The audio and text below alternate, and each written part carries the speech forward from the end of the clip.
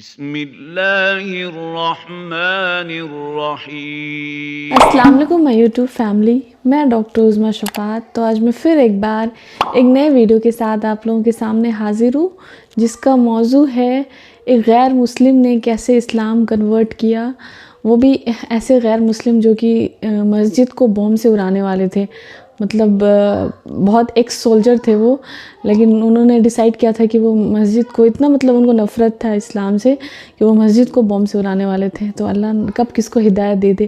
تو وہی اسٹوری ہے، اس میں ہم لوگ دیکھیں گے کہ کیسے انہوں نے اسلام کنورٹ کیا، کیسے ان کی جرنی ہے، کیا اسٹوری ہے۔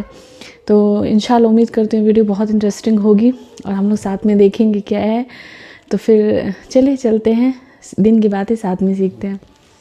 میں رمضان میں جمعے کے دن مسجد دھماکے سے اڑانے والا تھا۔ خوشباش بچہ، دوست تھے، میں گلیوں میں کھیلتا تھا۔ ہائی اسکول میں میں مصیبت میں پھنسا رہتا۔ یہ مسلمان مجھے مارنا چاہتے تھے۔ سب کو مسلمانوں سے نفرت ہے۔ اگر میں کسی عورت کو حجاب میں دیکھ لوں یا اگر کسی مرد کو چپل پہنے دیکھوں اور اس کا رنگ بھی سانولا ہو تو اس پر بھروسہ مت کرو، اس پر نظر رکھو۔ اگرچہ میں مرنا چاہتا تھا، مجھے کسی سے نفرت کرنے کی زیادہ ضرورت تھی۔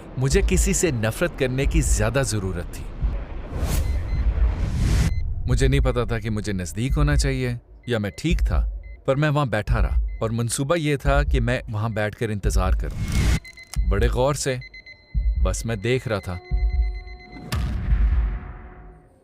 السلام علیکم برادر رچرڈ، ہماری دعوت قبول کرنے کا شکریہ۔ ٹورڈز ایٹرنٹی میں آپ کو اپنے ساتھ دیکھ کر ہمیں بہت خوشی ہے۔ میرا پہلا سوال یہ ہے کہ رچرڈ مکینی کون ہیں؟ کیا آپ اپنی زندگی کے بارے میں مختصراً بتا سکتے ہیں؟ وعلیکم السلام، بڑی خوشی ہوئی یہاں پر آ کر۔ اس کا بڑا پیچیدہ جواب ہے مگر مختصر۔ میں کیلیفورنیا میں پیدا ہوا، سنسنیٹی اوہایو میں پلا بڑھا، فوج میں بھرتی ہوا جب میں 18 سال کا تھا، اور بس ادھر سے میں نے کافی جگہوں پر سفر کیا، 2-4 جنگی دوروں میں حصہ لیا۔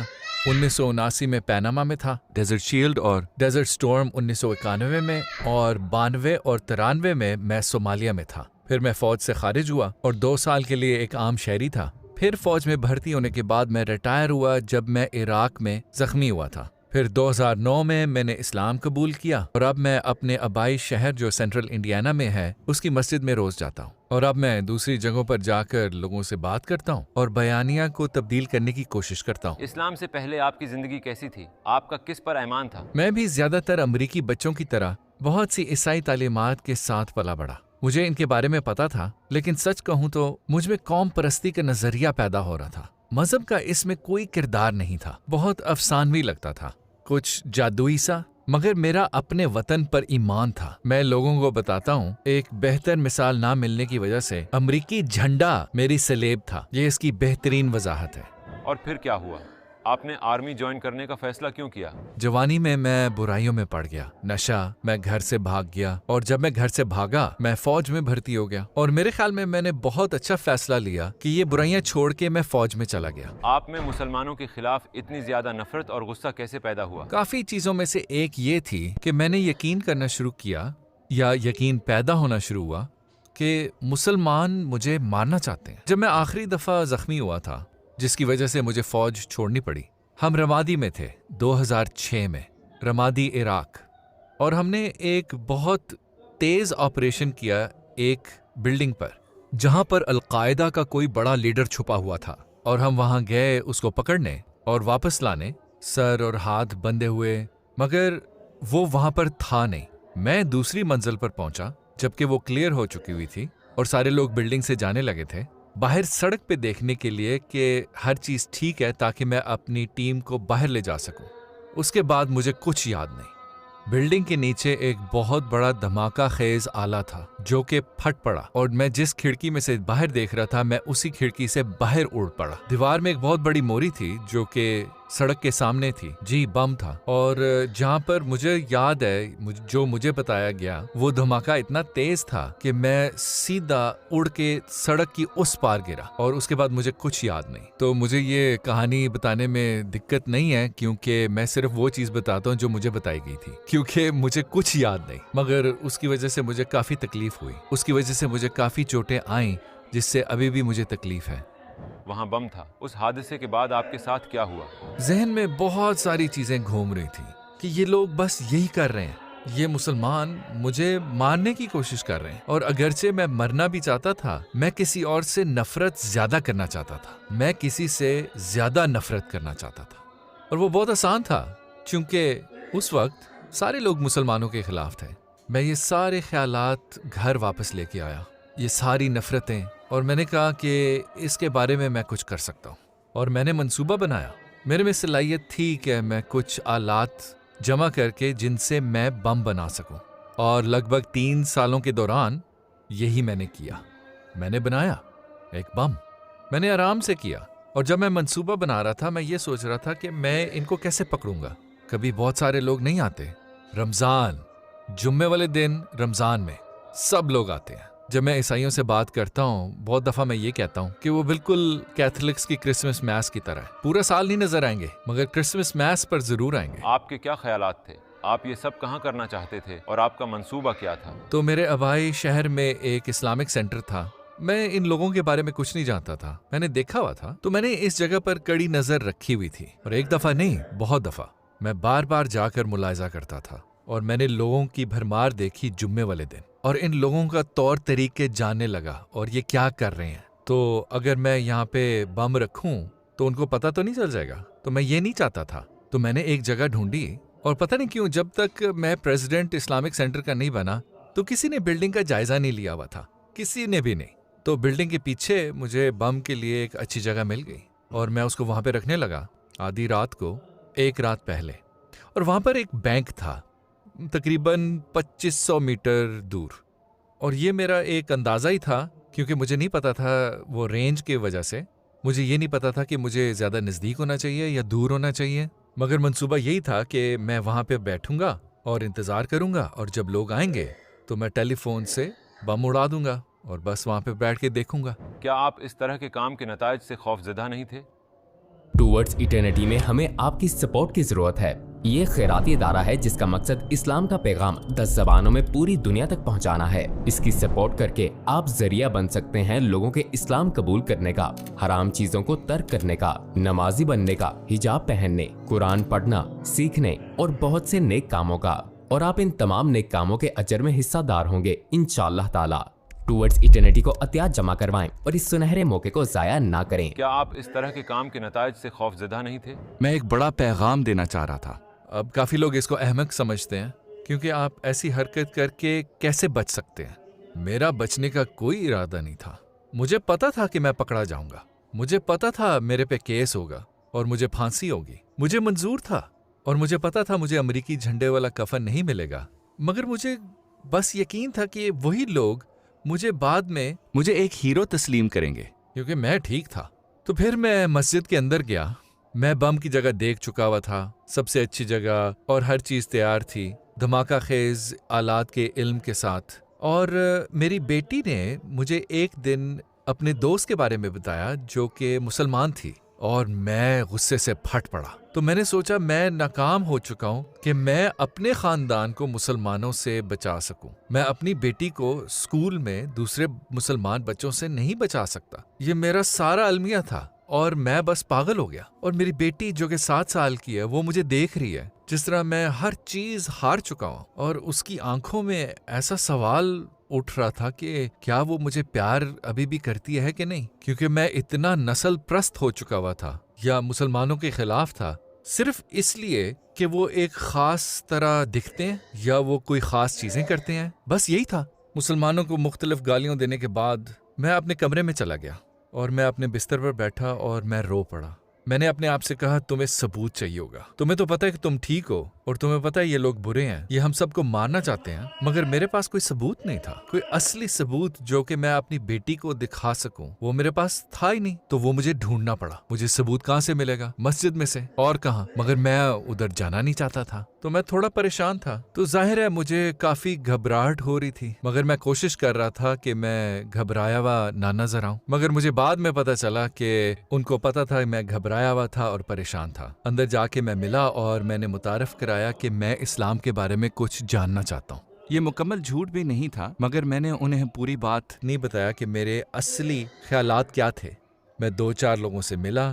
جمعے کا دن تھا کیونکہ مجھے پتا تھا کہ وہ لوگ وہیں پہ ہوں گے جمعے کے دن. میں نے خطبہ سنا اور مجھے بہت اچھا لگا.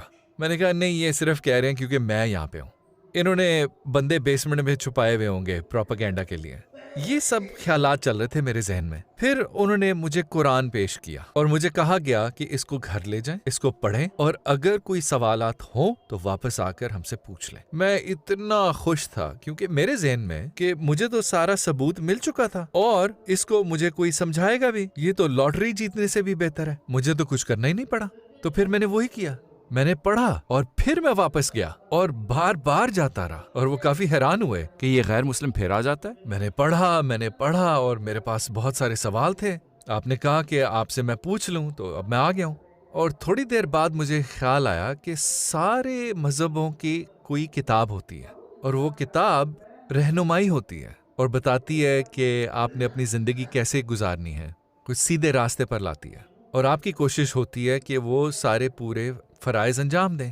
تو یہ ساری چیزیں میں قرآن میں پڑھ رہا ہوں اور میرا اسلام کے بارے میں یہ رائے تھی کہ وہ لوگ جو میرے پہ حملہ کر رہے تھے عراق میں اور وہ ساری جنگ اور لڑائی, تو وہ ساری چیزیں قرآن سے میچ نہیں کر رہی تھیں.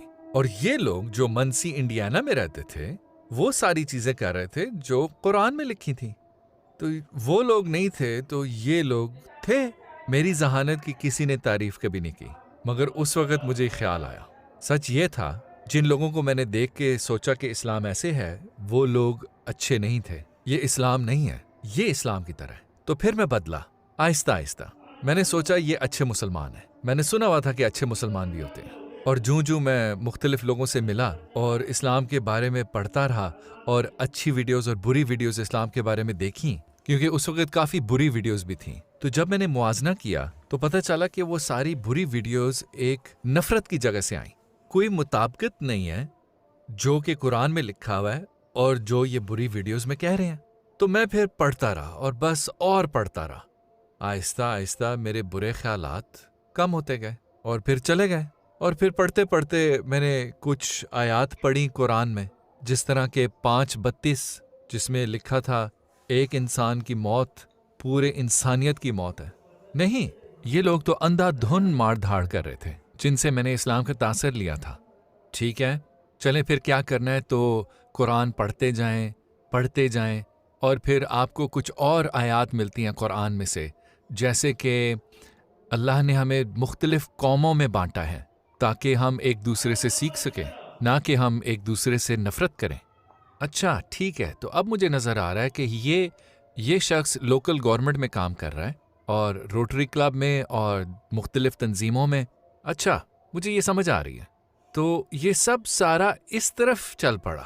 تو وہ کون سی بنیادی چیز تھی جس نے آپ کو قائل کیا کہ اسلام ہی 100% سچا دین ہے؟ ہاں, تو مجھے احساس ہوا کہ اسلام میرے لیے ٹھیک ہے اپنے قرآن پڑھنے سے اور قرآن کے ترجمہ اور تفسیر پڑھنے سے. تو میں لوگوں کی باتوں پہ یقین نہیں کرتا تھا. جب وہ کہتے تھے کہ اس کا مطلب یہ ہے, میں واپس جا کے اس موضوع پہ تحقیق کرتا تھا. تو قرآن پڑھنے سے اور یہ احساس کرنے سے کہ یہ میرے اندر کچھ اثر کر رہا ہے, بلکہ یہ الفاظ میں پڑھ بھی رہا ہوں اور میں ان لفظوں کو محسوس بھی کر رہا ہوں. تو حقیقتاً آپ نے کب کہا مجھے مسلمان ہو جانا چاہیے؟ اپنے خوابوں کی وجہ سے, جن میں مجھے ایک ہدف پر خون نظر آتا تھا. ٹارگٹ کے اوپر میں رائفل رینج پر تھا جہاں پہ آپ بندوقوں کے ساتھ مشق کرتے ہیں. میں وہاں پر ایک کاغذ کے ہدف پر فائر کر رہا تھا اور وہ دشمن کو دیکھنے کا ایک ذریعہ تھا. میں اپنے دشمنوں کو ایک غیر انسانی طور پر دیکھ رہا تھا کیونکہ وہ صرف ہدف تھے. انسانوں کی زندگیاں ختم کرنے کا احساس سے نمٹنے کا موقع تھا. اور مجھے یاد ہے میرے آخری خواب میں ایک کاغذی ہدف میں سے خون نکل پڑا. میں وہاں گیا اور اس کو میں نے صاف کیا, مگر خون نہیں رکتا تھا. وہ وقت تھا جب میں نے فیصلہ کیا مجھے مسلمان ہونا چاہیے, کیونکہ اب میری انسانیت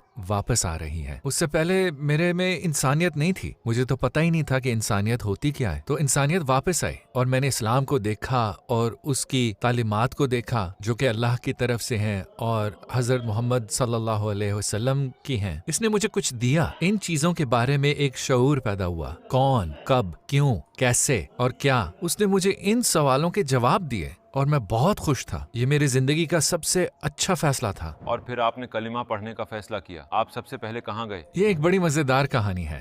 بہت سے عیسائیوں کے ذہن میں سالوں سے یہ تصور رہا ہے اور ان کا یہ ماننا ہے کہ اگر مسلمان تمہیں پکڑ لے تو وہ تمہارے گلے پر تلوار رکھ کر کہے گا کہ اسلام قبول کرو ورنہ تمہیں مار ڈالیں گے۔ میں جمعے کو دوبارہ اسلامک سینٹر گیا، میں 2 لوگوں سے ملا، وہی 2 لوگ جن سے میں سب سے پہلے ملا تھا۔ ان سے میری جان پہچان ہو گئی تھی، دوستی ہو گئی تھی، اور میں ان کے پاس گیا اور میں نے کہا میں نے شہادت لینی ہے۔ میں آپ کو صحیح بتا رہا ہوں، وہ سینہ بسینہ کھڑے تھے، وہ ایک دوسرے کو دیکھتے ہیں پھر مجھے دیکھتے ہیں اور دونوں اکٹھے کہتے ہیں نہیں میں آپ کو صحیح بتا رہا ہوں۔ یا اللہ! اور بس میں وہیں کھڑا ان کو دیکھتا رہ گیا اور میں نے کہا کیا مطلب نہیں؟ تو انہوں نے کہا بھائی تمہیں اور بہت کچھ سیکھنا ہے۔ پھر وہ دونوں ایک دوسرے کی طرف دیکھتے ہیں، پھر مجھے دیکھتے ہیں اور کہتے ہیں بھائی آ جاؤ میں آپ کو صحیح بتا رہا ہوں۔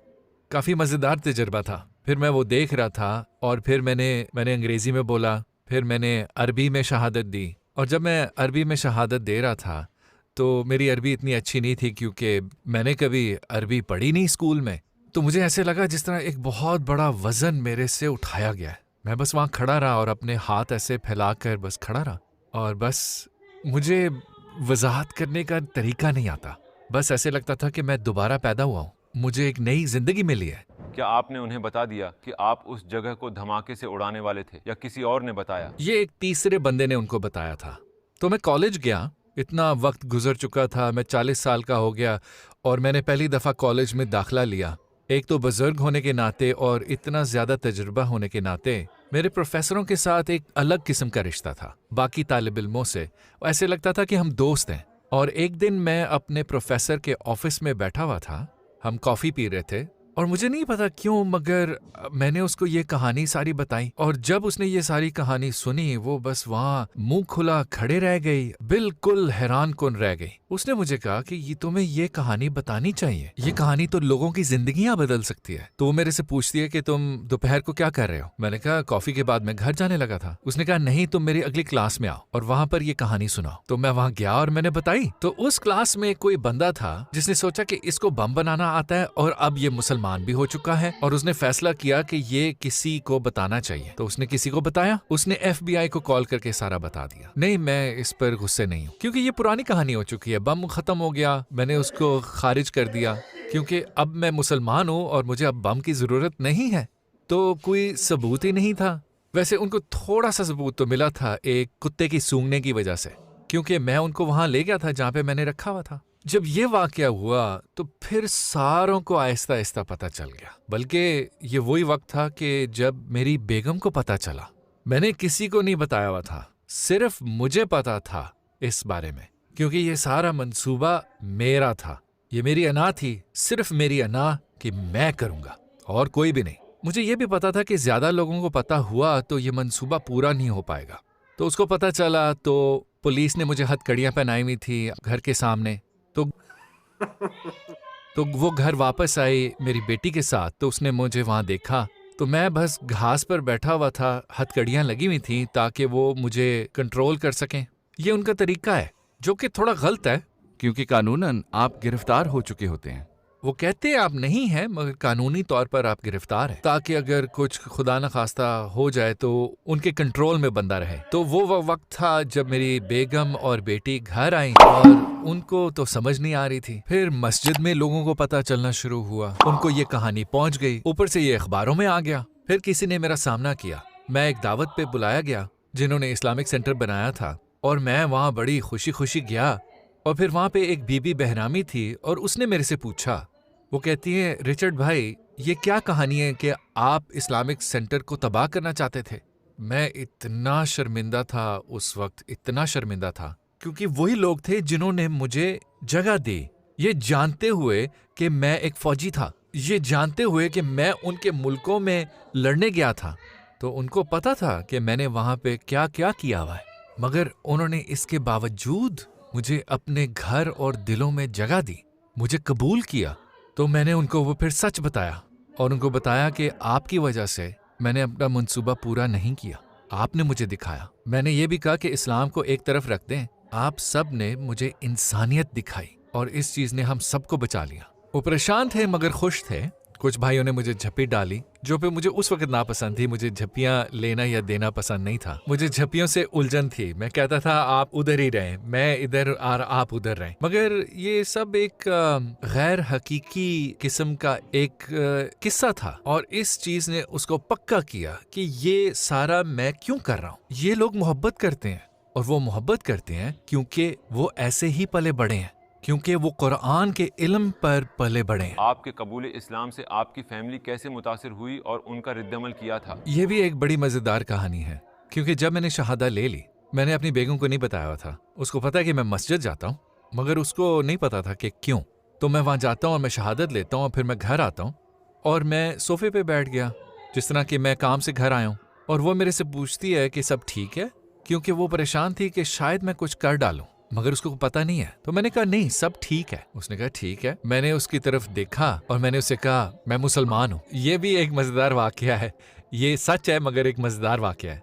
तो वो कहती है क्या? तो मैंने कहा हाँ मैंने शहादत ले ली है। तो वो कहती है व्हाट?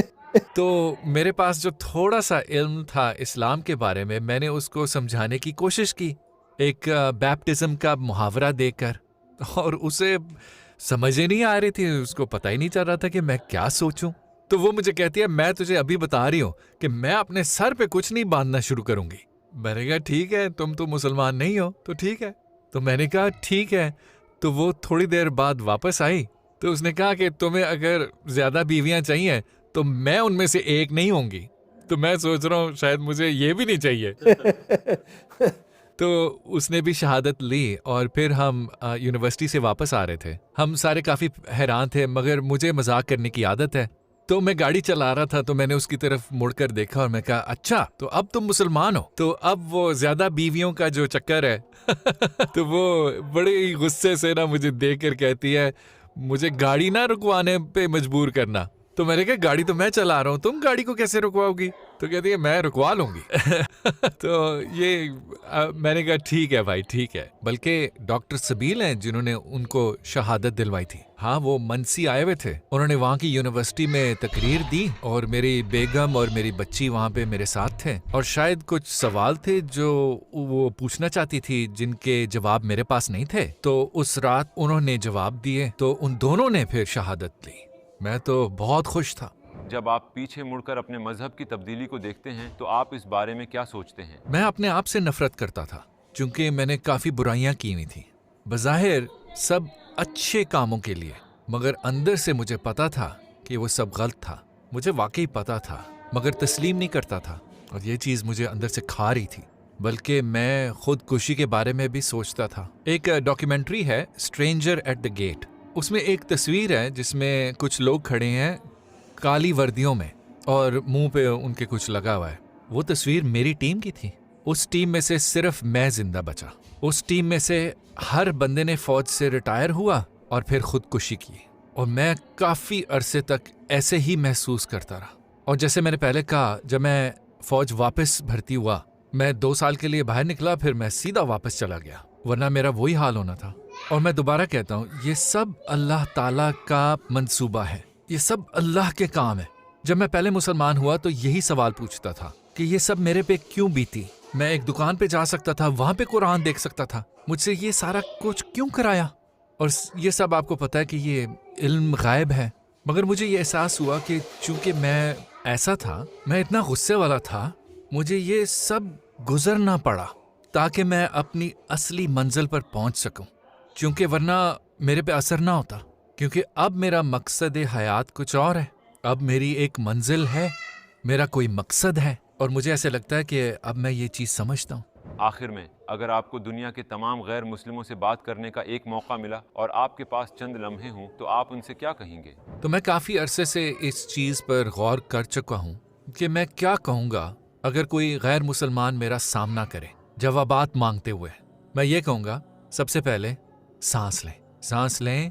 ये जो आप महसूस कर रहे हैं ये असल नहीं है। सांस लें और कुरान पढ़ें, बस पढ़ें। अगर आप मुसलमान नहीं भी बनते, आप इल्म हासिल करेंगे कुरान से, क्योंकि यही मौजज़ा है कुरान का। तो माशाल्लाह से बहुत ही खूबसूरत इमोशनल स्टोरी है। मुझे बहुत मज़ा आया देखकर। इतना मतलब अल्लाह कब किसको हिदायत दे दे اللہ سب کو ہدایت دے ہم لوگ کو، اور ہدایت کے راستے پہ ہی چلنے کی توفیق عطا فرمائے۔ تو اگر ویڈیو میری اچھی لگی ہے تو آپ لوگ ویڈیو کو زیادہ سے زیادہ شیئر کریں، لائک کریں اور چینل کو سبسکرائب کریں، اور کمنٹ میں ضرور بتائیں کہ میں نیکسٹ ویڈیو کس ٹاپک پہ بناؤں۔ تو جلدی ملتے ہیں نیکسٹ ویڈیو کے ساتھ، تب تک کے لیے اللہ حافظ۔